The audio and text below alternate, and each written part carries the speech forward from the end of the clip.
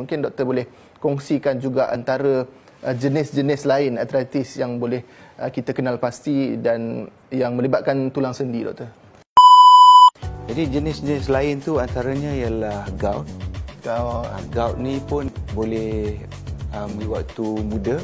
Jadi kebanyakan sakit gout yang dapat awal gout dia tu, dia boleh dapat arthritis juga pada peringkat yang awal.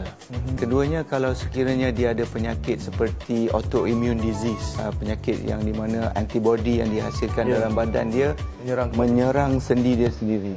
Dan juga ada beberapa lagi penyakit lain yang tak berapa kerap berlaku seperti jangkitan kuman.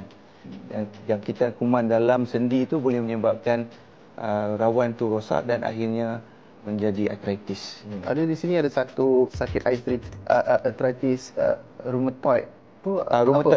Rheumatoid arthritis adalah salah satu daripada jenis autoimmune disease atau antibody yang dihasilkan dan merosakkan sendi, dia menyerang sendi kita.